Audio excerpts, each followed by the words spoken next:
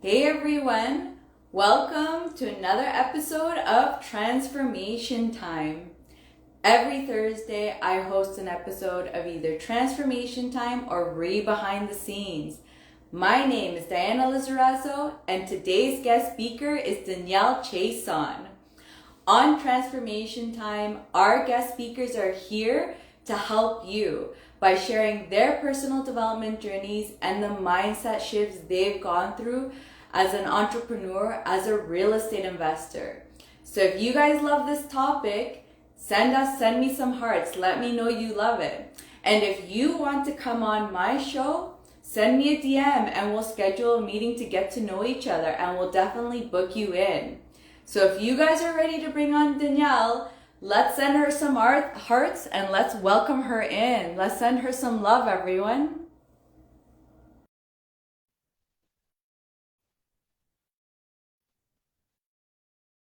Oh, does they have? Oh, there we go. Perfect.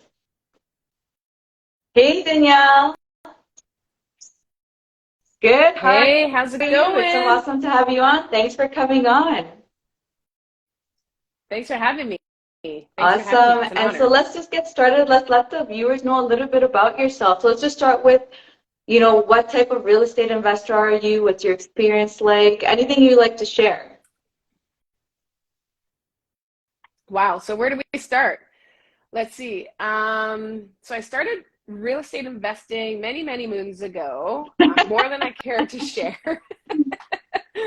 But I started out as a landlord. And so, with transformation time, that was a big transformation for me, was when I shifted from being a landlord into a real estate investor.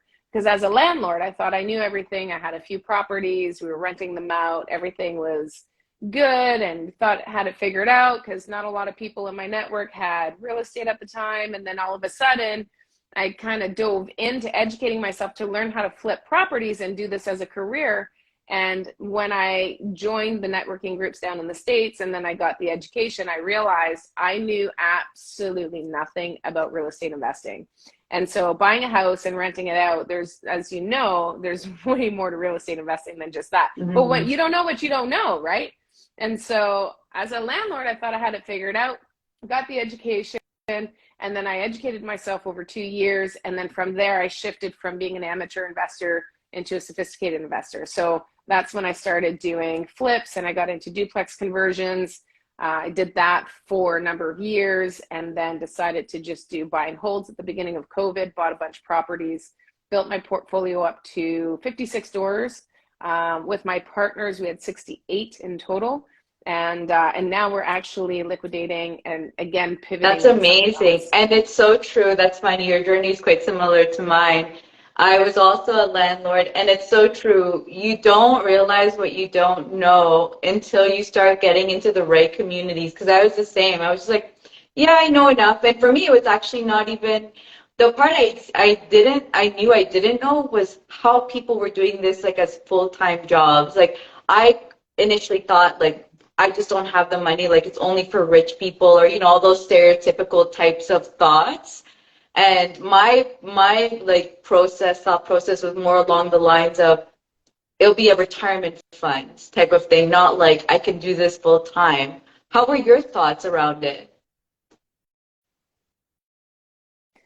Yeah, when you first start out, you're right. When you don't know what you don't know, and ultimately that is the one biggest stigma that's out there. It's only rich people have properties, but it's not necessarily the case. And when you don't know that and you don't know the other alternative ways of raising capital or partnerships and different structures that you can do, yeah, it's really hard because when you're like in your 20s and you want to buy a house, that's really difficult. The other thing is too, I mean, you think buying a house is difficult as it is buying your first primary residence. You think all houses are that hard to get, but they're really not. Once you get that education, you find the ways and the know-how, then it's a lot easier. And then you can just partner with people. You can raise money, depending once you know the numbers, you can run the numbers. If it makes sense, you can just borrow and leverage, do OPM, leverage other people's money. And yeah, there's so many different ways of doing it, but that is the biggest stigma. And it is difficult to build a portfolio when you're working full time. But I see it as a transition process. Anybody who has a job, I think you need to use that T4 income. Take the time, build it. You're going to build a solid foundation when you're doing it that way, because over time the rent goes up, which means your cash flow goes up, your principal pay down is happening, so your equity also goes up. So the banks start loving you more, and you can use that T4 income and leverage that T4 in order to keep getting loans at the bank. And then once you have a portfolio that's generating some income, then maybe you want to make that switch. But a lot of people have gotten hurt in 2022 who just quit their jobs in 2021, 2022, and just dove right in. And now they don't have that T4 income. They don't have the history that the bank needs. Everything's kind of gone haywire in the economy. And so they're realizing there was no foundation to be leaving and going into the real estate investing world in order to make it happen. So you do have to have a solid foundation, just like building a house. You need that solid foundation before I love you it. build That's up the rest. so right? true. It is. I think especially, let's say another stigma that people have when they do quit, they think like, oh, my properties are making me enough money, so I can just quit and get another one. We don't realize even being self-employed, there's rules around those types of things. So it's really funny. It's like making sure you know what the next steps are before getting to them, and not just doing the rush, like, let me quit my job and figure it out on the fly. It's not always the best way. Curious for you, when you decided, when you decided to make that transition, what was your criteria to make that decision to actually be like, you know what, I can do this full time and make this happen? Yeah, so my situation is a little bit unique. Now, I know you had asked me to come on the show, maybe share my personal experience, and mine was a little bit unique because when I started getting into this, I had just left a relationship with my former life partner, and I didn't know he was still supporting me. We're still trying to figure out what we were doing. Now, he was an established contractor, he was a business owner, and very, very comfortable. And so at that time was when I got into the education. And so I didn't know how long I would be able to afford to go down to the States and take advantage of all of the networking and the education that I had bought into down there, because there was nothing up here at the time. And so I said to myself, I'm just going to do this. I'm going to go. And every 6 weeks or so, I mean, I was in a conference room for a week. And well, it started out, they were 4-day conferences, and then they'd add a bonus day, and then it was another bonus day. And like as the education company grew, I just took advantage and just sucked up all of that education, which is why like all of this crap is in my head now. But, and I don't regret it for a minute, but I was able to focus as I was also restructuring my life because I had left. Now I had a new home and I had small children.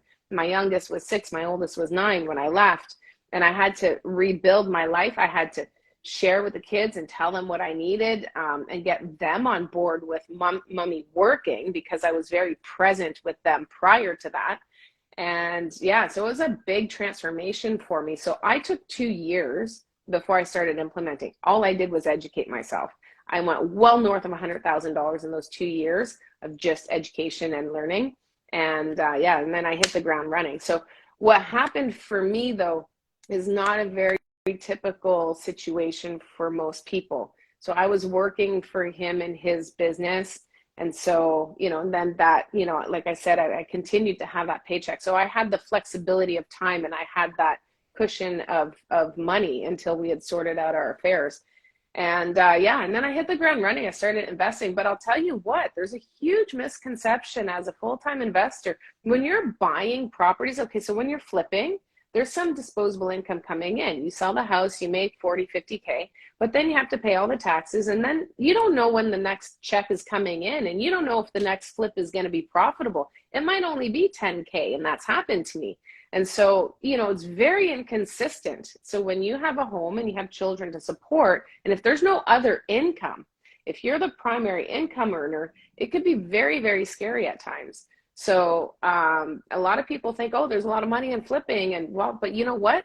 From close to close, it's not from close on the purchase until you're done the renovations. It's from close to close.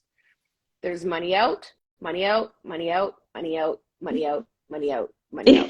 There's no money coming in, It's right? And so that could be eight true. Or months, people forget right? about certain things, right? People, bro, forget about even the closing costs on both sides, and they think about, or they may forget about Yeah. like holding costs, they just think about, oh, this is the renovations and then closing.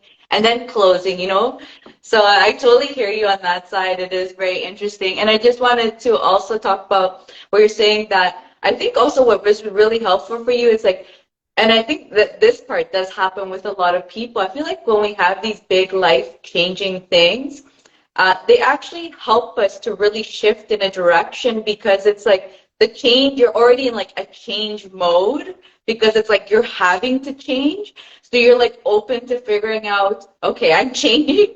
What do I want to do? What is it? What are my next steps going to be? And I feel, to be honest, actually, that part of things I think is very common with a lot of people. Usually it's some kind of like rock bottom, be it like you're miserable in your job, maybe like that, like relationships just aren't working out, or you're not getting what you need. Like there's always something going on where you're just like, something is hitting rock bottom. Or like for me, I would say my rock bottom was like I had a mental rock bottom, whereas like I wasn't getting mentally stimulated from my job, and it was just like I felt like my brain was dying. But whatever the rock bottom is, like it puts you in a phase of like, I need to change this, I need to figure this out, I need to do something else. And so I thought that's like amazing that you shared that, because I think really a lot of the times when we make, especially those big changes, those big transformations like that, like you went from like now you're your own businesswoman, you're your boss lady, I'm pretty sure that probably wouldn't have happened, or if you everything, to be honest, was amazing and good. I feel like when we're amazing and good, I feel like that's when things are even harder to change, because you already love where you're at. What is there to change? Or you may not put those thoughts in your mind to think of, maybe I want to do this. You wouldn't think of it because like things are already amazing anyways. So I feel like what do you think? Yeah, there's a lot there that you said to unpack, Diana, and I just want to say you're right. I think when life happens and it puts you already outside of your comfort zone, then you're able to maybe make a big move because you're already by force being pushed into that direction. So yeah, I think when you're already, and if you're at home, you got a T4 income, your wife, your husband is working as well, and they're doing what they're doing, it's a lot harder to make a bbig change, make a big sacrifice, and take a risk because you're really comfortable. So I think that is definitely an advantage. And I think as humans, in human nature, we are survivors. So we will do what we need to do in order to make things work.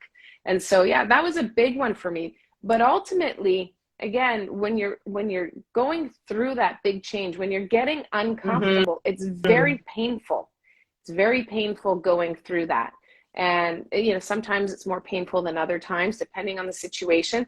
What's important is that you need to have a solid support system around you. And so when I went through that time in my life, I was going Mm-hmm. to therapy once a week.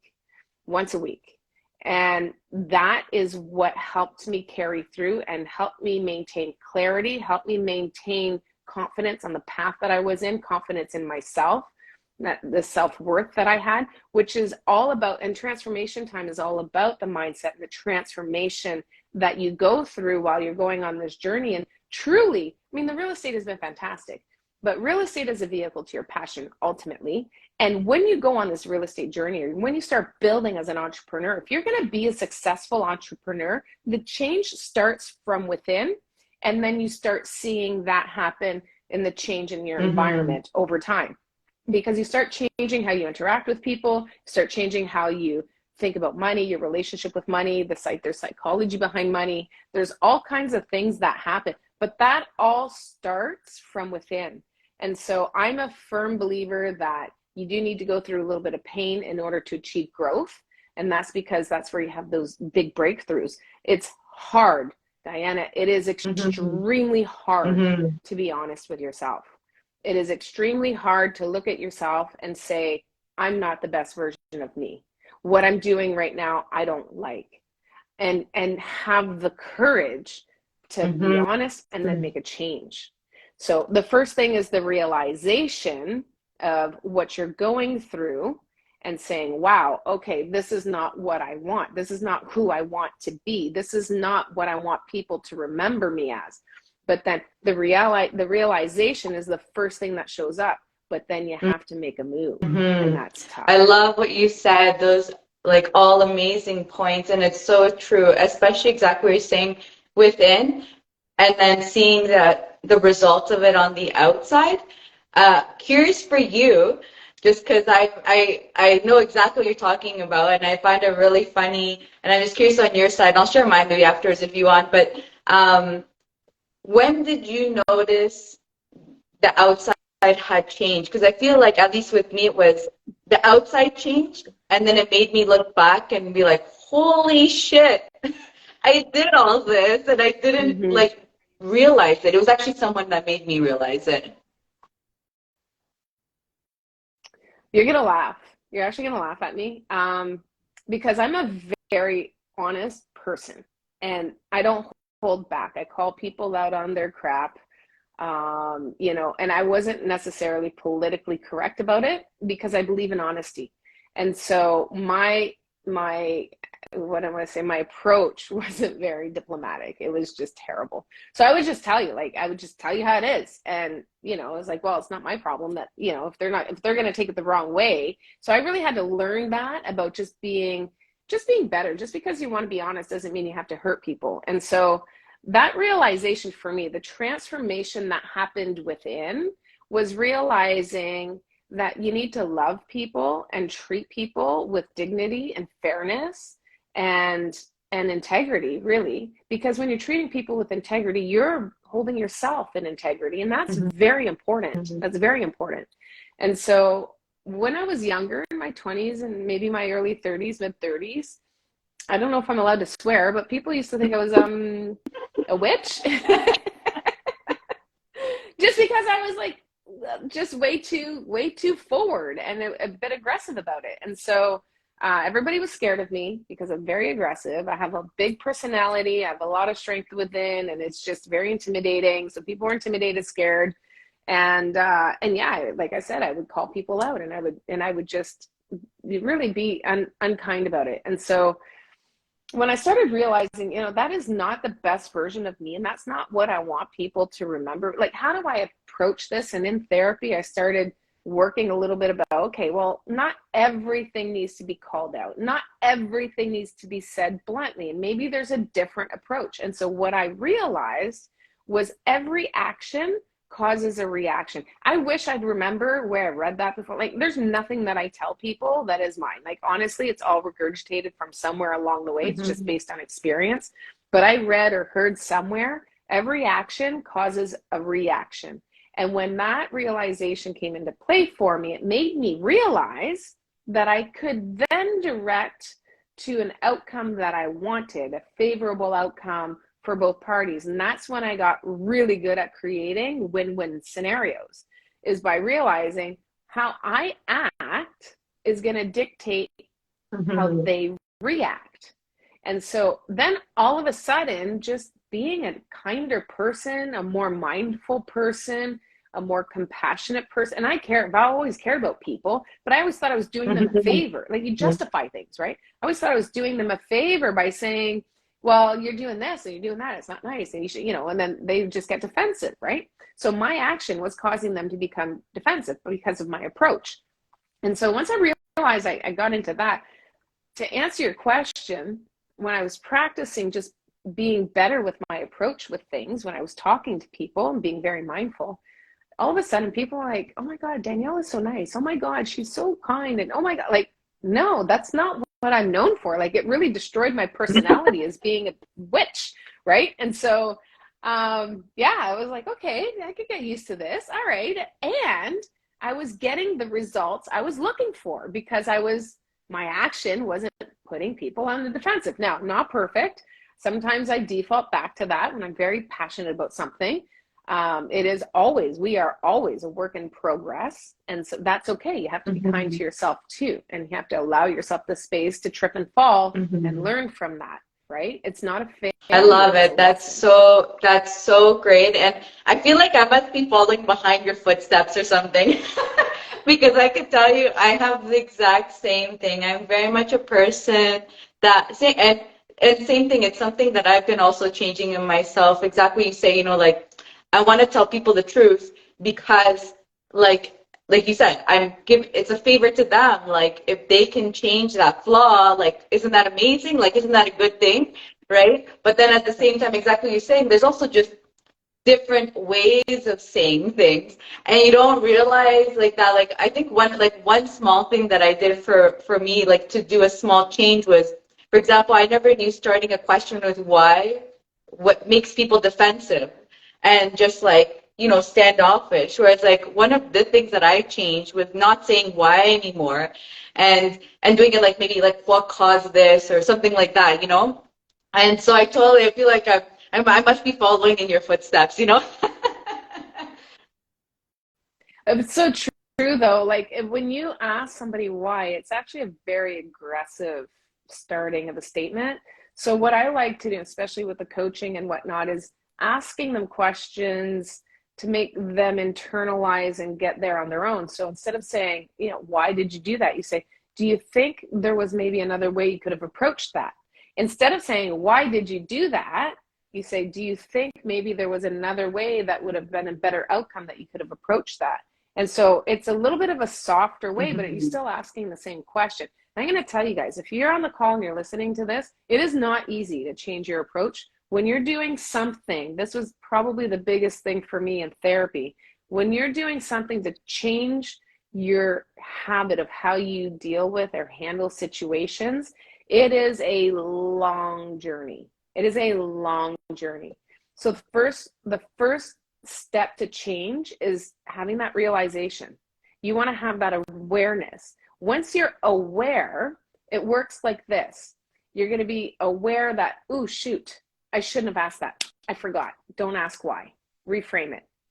And then you're going to do it again. You're going to ask why. You're like, why, want. And then it's like, oh, crap, again. But you're aware. You have to give yourself a pat on the back and say, yeah, okay, I'm aware. Perfect. I caught it. Not, oh my God, I can't do this. Because you can have a positive or a negative thought at any given moment. You can't have both at the same time. So it's your choice if you're going to look at yourself and say, great, I'm aware of it. I'm catching it, or, oh my God, I can't do this. Where do you think you're going to see some results? It's when you're giving yourself that positive reinforcement. And you go, great, next time I'll catch it quicker. Next time I'll catch it quicker. So then again, you're going to say why. Then what's going to happen is you're going to be saying why, and you're going to know it in the moment, but you're not going to stop. You're still, it's going to like finish coming out. Like, oh, I almost got there. That's okay. Right? So every time it gets easier and easier, but it does take time. So have patience with yourself, be kind to yourself, have compassion to yourself, and give yourself that pat on the back that, hey, this is a process and I'm doing it. I'm doing it. And then you'll get there. But it is hard to rewire the brain, but it can be done. What I think people miss on it is that they think, no, this is just how I am, can't change it. It's because you haven't given yourself the time to go through the process. And the longer, like the older you are, the longer it's going to take. So the longer you've been any one way, the deeper ingrained it is in your psyche. So the longer it's going to take for you to kind of rewrite that. So it's okay. Just allow yourself the freedom to learn. I love that. Those are such amazing tips, and it's so true. And I think it's also being persistent about it. Like you said, like not giving up about it, and just the same thing. For me, I feel like I'm still at the stage of like catching myself, like the on and off, right? One time I'm like, yeah, that was amazing. The next one I was like, oh man, that fell down the hill again over there. But that's okay, as long as you catch it. Like if you're catching it, 100%. You're on that path, and you will get there. 100%. You will get or there. I think even you start thinking, for example, like that, like once it happens, you start also ingraining in your head, like, okay, say it like this next time, and I feel like sooner or later, your brain will now verbally say the right way, like finally. Take it one step further. Like I have caught myself while I'm defaulting into my old ways. And then I go, no, no, no, forget I just said that. See, people don't want to do that because then they feel like they look like an idiot, right? But I'll tell you right now, when I do that and I go, no, no, no, sorry, I was saying that wrong. And I just like, let me just reframe that because that is not how it was coming out, is not how I meant it. So, and then I'll just tell them. And people appreciate that. You think you feel like, I don't know, the first few times I did that, it was like weird, but then you actually open up the conversation about personal growth and self-development. And then they're like, wow. And then people want to learn more. They're like, oh, wow, that's pretty cool that she did that. So, and they appreciate that, right? So don't think that, I don't know, I think people care too much about what other people think. You got to do you, and you just, as long as you're not hurting or harming others and you're treating others with respect, you got to do you always. 100%. Completely agree. And so what other, or what skills, because this one I feel like this is like a skill that you learned about yourself that you needed to change. Getting into this, what do you say are the skills that you had that helped you to get to where you are now?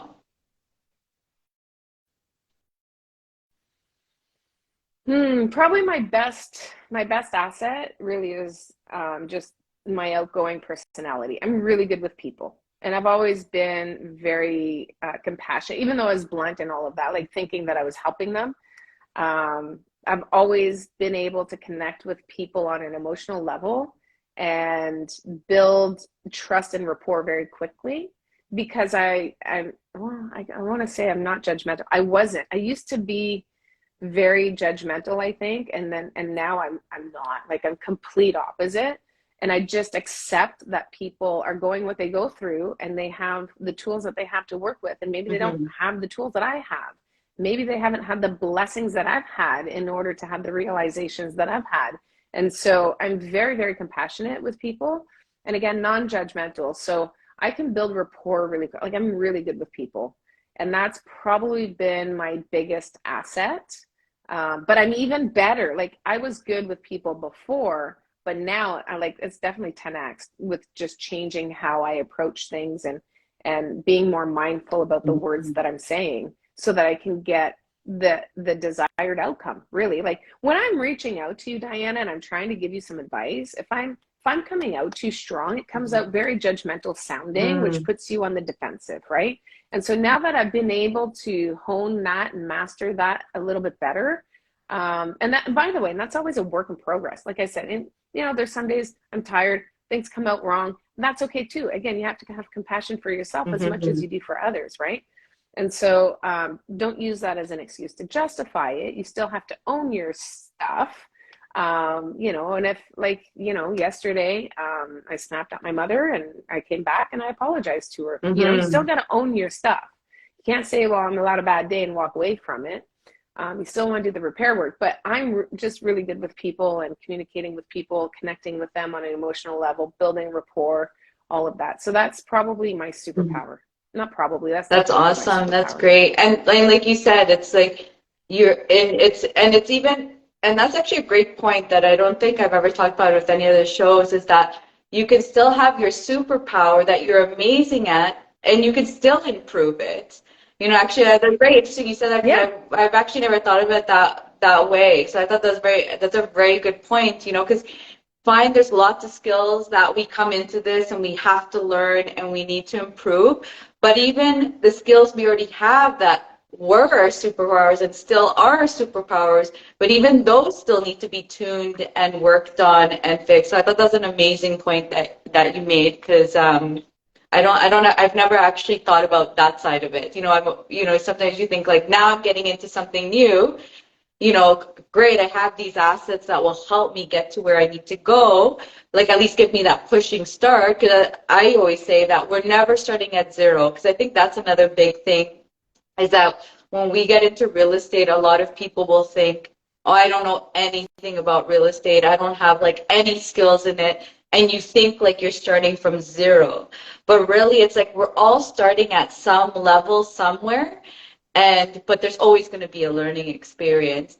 But it like there's still always going to be a learning experience, but you're never starting at zero. Even if you have zero experience in real estate, you do have like that, those superpowers, those other skills that still give you that level up that you need to get to where you need to go. Even if you don't know real estate, you're just like, just that's one extra skill. I don't know real estate. That's just one skill that I need to now start learning, but I got these other ones to get me going to where I need to go still. So I love that point that you made there.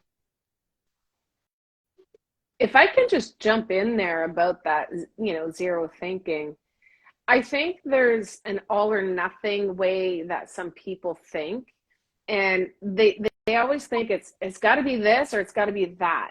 And again, in therapy, I learned the middle ground is where it's healthy to be. It's not all or nothing. It's never all or nothing are not your only options, and they're actually on the extreme ends of the spectrum. And if you're looking at that all or nothing, you got to dig deeper. And sometimes it's really hard to really see what that middle ground is, but you think all or nothing. And I'll tell you, let me give you an example, something very, very easy as an example. Okay. And I'm not going to, I had to come back home for a family emergency. So I'm actually in New Brunswick right now, and at my uncle's house. And when I left, it's a 17-hour drive. So I had to make it, I had a family member in the hospital. And so Friday is when I found out. And I had to decide, okay, well, am I going to drive straight through? Should I leave, am I going to leave Saturday or am I going to leave Sunday? Because we didn't know if he was going to make it or not. So I don't want to leave Sunday because if I get there, it's going to be late at night and an extra day. But if I leave Saturday, and so it was like that all or nothing thinking, like it had to be one or the other. And then Friday night, I still was kind of tormented with that thought process. And then all of a sudden I had that aha moment. You have to understand, I'm training myself for the better part of a decade to think this way and break the cycle of the all or nothing thinking. A decade, Diana, and I'm still struggling with that. So this is what I mean. It's a long journey, right? So here I am. I go to bed on Friday night, and then it dawns on me, oh, no, I got it figured out, because I'm like, oh my God, 17 hours is going to be so long. And then I said, okay, you know what? I'm going to break my trip up. I'm going to go halfway. I went to Montreal on Saturday because I had other things that I had planned on Saturday as well. So I'm like, okay, that way I can maintain this that I had committed to. I can drive to Montreal, and then I'll finish the drive on Sunday. So it wasn't this or that. We always think it's just this or that. There's always other options, but find the middle ground, because it's not 0 or 100. 0 or 100 is a very unhealthy way of thinking. And by the way, words like never and should, like they're very definitive words. It doesn't exist. I can't say I never do this or I never do that. We don't know for sure if it's never. So that's, again, that 0 or 100 thinking, the all or nothing thinking, right? So you want to dispel and work. These are things that I've worked on. So again, honoring transformation time, why people are listening to this call is to understand that it's a process. So try to find the middle ground. Like, where is the happy medium? It's not all or nothing. Like when you flip a house, does it have to be an all-out flip where you're spending $180,000 going down to the studs? Or, is it a nothing thing where you're doing, barely nothing? Can it be a little bit more in the middle? Like, find the middle ground. In my experience over the last decade plus, that middle ground is the healthy place. It's also where you find the best solution. I love it. And actually, like that, I think when you get into real estate and you are becoming an entrepreneur, I think, to be honest, that side really starts coming out in all of us. If it's not already there, I feel like it really pushes us more into that like leaving the black and white, also to say, and finding those gray areas, because exactly what you're saying, right? We need to have, like, that's where creative solution problems even comes from, right? It's like, you'll think, okay, this is the only solution, that's the only solution, and you're chugging along because you have your plan. Boom, a problem comes in. And then you're just like, oh my God, my plan didn't work. And then you're just like, I thought this or this. But that helps you to all of a sudden think of a third or fourth solution. And then you start going through things that, like you said, all of a sudden this like light bulb comes up and you're just like, okay, I need to like do a stopover. to at least be able to get some work done. And then I'll continue, after that's done the next day, and so it's like the same thing in real estate or in anything we do. I feel like these things will also come to us. Let's say problems will happen or things happen in our projects where we'll have like maybe our plans A to D, that like these are the exit strategies and this is what we're doing. But then all of a sudden something happens and it does make you pivot, and it starts making you like see other solutions that you would have never seen if it weren't for that happened. So I think that's also like even just that's a great point to make, because I think that is almost like to say the definition of being a real estate investor, being an entrepreneur is that, right? And getting comfortable with that. But if I can just say, like, listen, my coffee, same thing. It's not just in real estate. My coffee, it's got caffeine in it. When I'm drinking, I drink a medium double. It's always been that way. I wanted to cut out the caffeine because I wanted to see if I'd sleep better at night. Then I was like, okay, I got to cut out the coffee. Why do I have to cut out the coffee? Why do I have to cut out the coffee? I couldn't do it for months. I was like, oh, I just enjoy my coffee in the morning. I don't want to cut it out. I enjoy my coffee in the afternoon when I'm out. Now, I don't know, I had an aha moment. It took months, but I had that aha moment where it's like, oh, I just drink decaf. Like, why do I have to why is it the all or nothing? But I want to caution you, and this is the reason why I'm bringing up it, even just with my coffee, is because how you do one thing is how you do everything. So if you want to get good at being a decision maker in your business and creating win-win strategies, finding better solutions other than the this or that, right? On either end of the extreme, on either end of the spectrum, you have to practice that as well in your everyday life. Like, how you are one way is how you are every way. Again, I don't remember where I saw that, but that's somebody else's quote, but how you are one way is how you are every way. And so if you are practicing living in the gray zone and finding that middle ground. I don't even like saying gray zone because it sounds like it's like sketchy. So like just living in the middle ground, right? In that comfort zone where it's, compromise. That's usually where compromise happens, by the way, is in that center, right? And so I just find you have to do that in all areas of your life, with your partner, with your children, with your life partner, your spouse, with your business partner, your brothers, your sisters, whoever it is. You just always want to find that middle ground and find what's going to work for everybody, right? But it's not this or that. I didn't have to give up my coffee. It took me months to figure that out. I'm like, I just enjoy the taste of coffee. I don't even do it for the caffeine, right? So, and yeah, I was reluctant to give it up. And then it's just like, oh, wow, okay, yeah, all right. Decaf, duh. Like, why didn't I think of that before? Like, it seems so simple. But because we get stuck in that hard way of thinking that it's got to be black or white. No, it doesn't.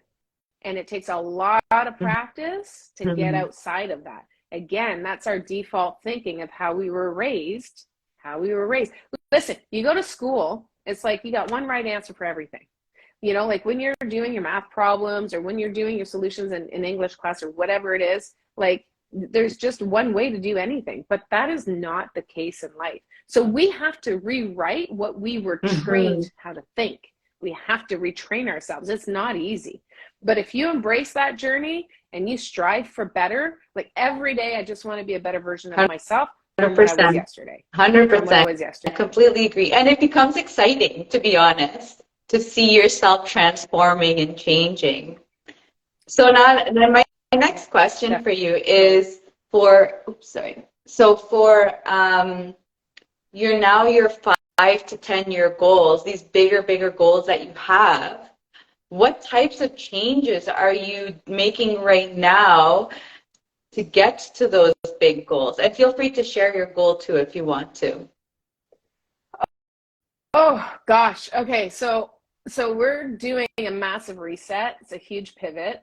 And my team's really pushing me hard in order to give more. What we're doing now is we're doing, like, instead of doing one-to-one, I want to do one-to-many. And so we're putting the educational platform online because I was doing seminars and workshops and whatnot, some coaching. And so now, just so that we can reach more people You know, my team, there's one on my team especially, she's like, Danielle, you've got so much to give. You got to just like, let's do this. And so we're really pushing hard. We're building out the platform online, super excited.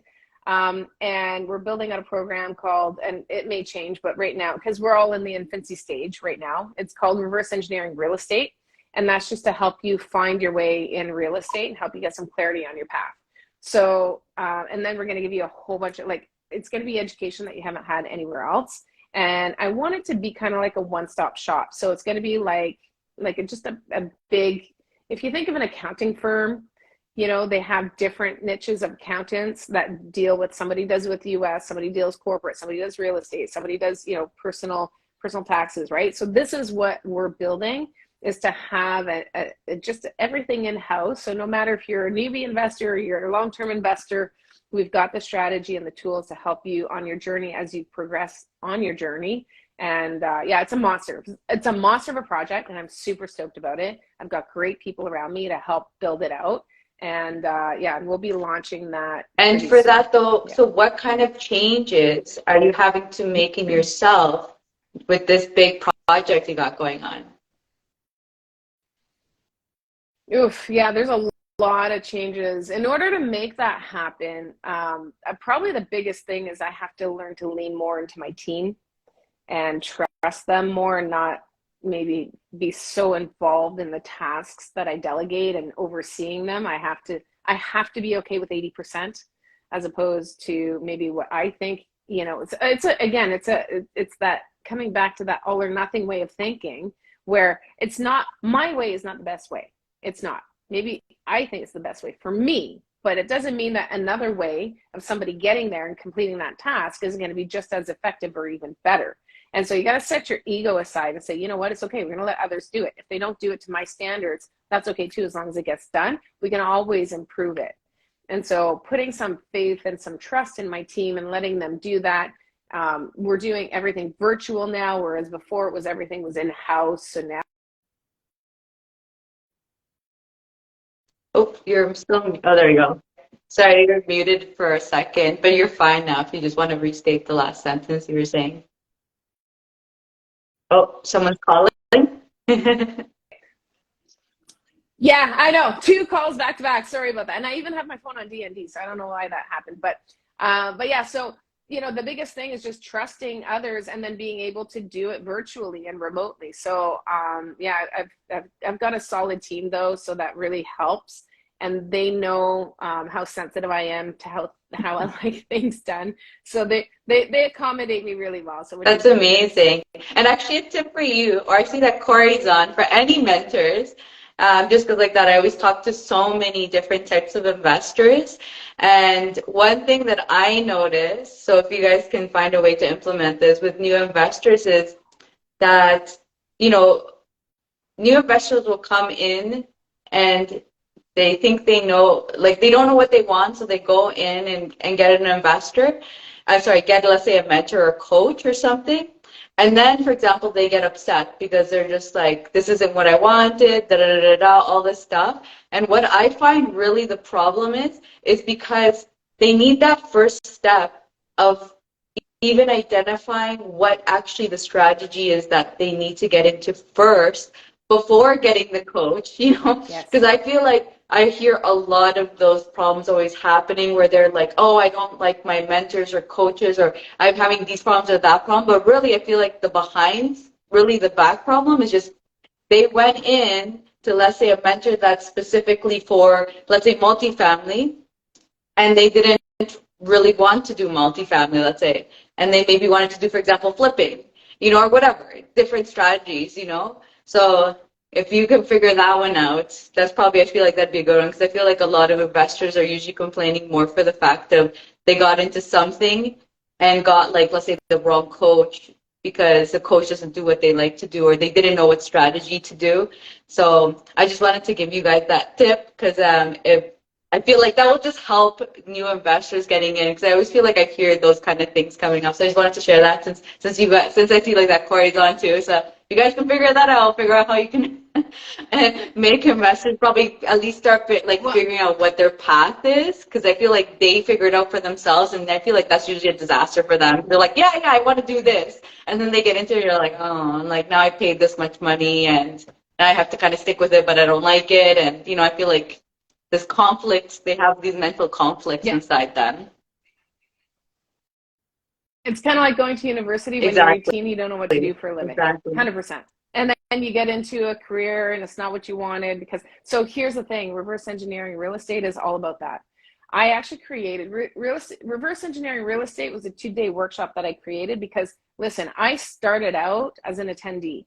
I've spent many, like I couldn't even tell you, countless hours in a conference room and listening and learning. And one of the things is, as an attendee, and I talk to other attendees, like you get, shiny squirrel syndrome. And so there's like somebody talking about flipping, somebody's talking about multifamily, somebody's talking about RTOs, somebody's talking, right? Like it's all over. Like, where do you start? And now as a speaker, I get on stage, and even as a keynote, 90 minutes, I can't teach you in 90 minutes or 120 minutes a whole strategy on how to do it and do it effectively. And so people are taking this little tidbits of information that we're giving, like high level information on the process of what needs to get done. And then they try to implement it and realize there's way more to it than what we can possibly give you in an hour and a half on stage. Can't do it. Even in even a 2-day weekend, like I flip, it's 8 modules. It's like, it's a 2-day workshop. And so like, even then I can give you a real solid idea of what it's like to flip a house. But when you implement, it just takes it to a whole nother level, right? So as an attendee, being in a workshop, being in the conference rooms, the biggest thing is that people want to do this, do that, do this, do that. They want to private lend, they want to do multifamily, they want to flip, they want to BRRRR, duplex conversions and all of that. Well, you can't do it all. And so reverse engineering real estate, which is the core of the program that I'm building out, is about that, is to help people give clarity. That's when you come into the program, you get me, we'll get you clarity on the strategy, and then we educate you on the strategy behind it. So then that way, and we dial it into the top 2 strategies, and then we figure out which one you want to start with first, start that course. If the strategy isn't calling to you, ditch it. I want you to abandon it because it's got to call to you, and then go to the second one that we identified, right? Start learning that. And then that way you start off ahead of the game because you're not trying to figure out this, figure out that, so we have a program figured out for that. So I'm glad you brought that up. That's great. Yeah, that's great that you have that, because it's something I always hear. That being said, because I feel like Corey also just kind of like alluded to it, is that also I feel that the people who will become successful in it, they won't complain about that. Like for example, like in my first mentorship that I went into, there were so many people that complained about like how bad it was, all the problems and all this and that happened. And to me, I focused on the positive things. Like I was like, yeah, there were some things that I didn't like, but the thing as a new investor is also that you start learning what you don't like. So when you move on to the next, you're like, oh, okay, like now I'm looking for these skills and I liked this. Like, because that's also, I feel like, the learning process of a new investor is like, how are you going to know who you like or who is the right person for you until you actually use them, and then see, like, is this the process that I even like the way they're teaching? Maybe not, like, or, what needs to change? Like, because if you don't have that experience of learning how to identify people that you work well with, you're going to be learning that also on the fly as you're getting a coach or mentor. Because if you don't even know how to find those, like, that's going to be in itself, it's a learning process of being like, oh, I love that style, the way they do it. Or, like, I don't really like the way the community, maybe environment is or something. So I kind of don't want that for next time. Like, there's so many, like, moving parts. So I think that not making the excuses and just being, like, learning, like, okay, I really like picking out, like, what I like and, like, what I would want to see for, like, the future is where you see where the successful real estate investors come out, because it's not about, like, getting dragged down because, like, it was like the worst thing ever for them or whatever, or they're making it that when it wasn't that bad. Well, and I think to your point, what happens is people are looking and putting value on the wrong qualities. They're looking at the wrong things. So again, for me, it's all about energy. So if I'm talking to you and you're on stage, or I'm listening to you and you're on stage, and I'm vibing with you and I'm gelling, I'm like, yeah, I get what she's saying. Yeah, 100%, that is the right coach for me. Because you're speaking my language, you're my tribe. If the energy and the vibe and the flow makes sense, if what you're saying is calling to me or resonating with me, 100%, that's the right person to be getting some coaching from if they offer coaching. So, when you're having two different people, two different styles in front of you, there's going to be one that is more resonating with you than the other. That's the person that you want to connect with all day long. Some people are more technical, some people are more emotional, and so you really, and some people are logical, where some people are more like, they're just more carefree. So some people think things through and some people not so much, so like there's going to be a different tribe for different people, and you want to make sure that you connect with somebody that's part of your tribe that resonates with you 100%. And then the rest, I mean, the content is there. At the end of the day, me, Corey, anybody, I mean, we're just sharing information that's already out there that other people are also and sharing, giving the confidence. Right? It's just and giving how the we confidence. That's really what I feel like mentors and coaches are there for, is to give you that confidence. Like, oh my God, I don't know this. Let me ask Danielle. And then like you say, like, oh, go to talk to this lawyer, or you may already have the advice, like, this is what my experience was like, and then you're like, oh, perfect, that wasn't so bad, So really, that's, I feel like, what it's for. Yeah. So you call it confidence, I call it validation. So it gives, just, and again, it's support, right? So it's knowing, okay, well, I think I should go do this. I'm going to ask Corey, and then he goes, yeah, of course, like, go ask. And this is, okay, great. So he just validated for me what I thought I should be doing, because you're right. It's all tied into confidence, but a mentor will validate for you that you're doing the right thing, or you're on the right path, or you've got the right train of thought. But having said all of that, ultimately, I have a saying: sell what people want and give them what they need. And a good coach will do that. And I'm going to tell you, students come in all the time, and then they want to flip, or they want to do multifamily, they want to do conversions, whatever it is they want to do. They can't do it until they get their mindset right. I can't sell you mindset. People don't buy mindset. But let me tell you, that's what I give the most. That is 100% what I give the most. And then once you get your mindset right, again, coming back to that confidence, understanding where I'm going in life and the path that I'm taking and all of that, and then understanding as well, like, just approaching things differently, understanding, connecting with people differently, understanding, connecting for the right reasons and not surface level reasons. When you get to that level of understanding within yourself, then you're able to almost do anything. Like, I feel like indestructible. Like, honestly, just because of my mindset. Love it. And I think I want to also just say this, because I feel like I think this happens to people are more like numbers oriented, like being an engineer. You come in with the thought of, I just need knowledge, and I need, like, for me, it was like, I came in making sure for that. Like, I just need someone to let me know if I've missed a step, or give me like that confidence to just continue to the next step. But I can tell you that, like, that if you get serious with it, you start realizing, I think 6 months in, same thing. I remember my coach talk about mindset, and I love the pump up it gives me, but I still didn't really realize the importance of it, like, of personal development. I was just like, yeah, I love listening to him speak because it gives me, like, good energy, but that's all I saw. But you get to a point, I felt like for me it was like at the 6-month mark, where I looked back in my life and I was like, oh my God. I was like, I would have never thought that I could get to where I am now. And that for me was, so I feel like that's also a lot will happen to people, or at least I would say people that are maybe more like about like very knowledge based and think that knowledge is key, because that was like my favorite term, knowledge is key, knowledge is key. I don't believe that at all anymore. but I feel like for the people that think that, like, it's great that you do that. Like, you will still be like putting in the personal development talk in there, and like that slowly we get brainwashed into realizing, oh yeah, it was all about personal development, and like we needed to just change our mindset and get it going. So I just wanted to tell that because I feel like that I was just one of those that was just like, mindset, ew, what are you talking about? This is like the weirdest topic in the world.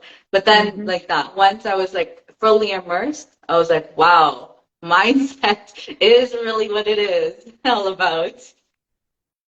And, and coming back to transformation time, that is the biggest transformation that you will undergo in order to transform your career and your financial future. I mean, it is the core of it. It is absolutely the 100%. And that's core of actually it. the reason why the show was started was because of my revelation of like, wow, mindset is so important. Personal development is so important.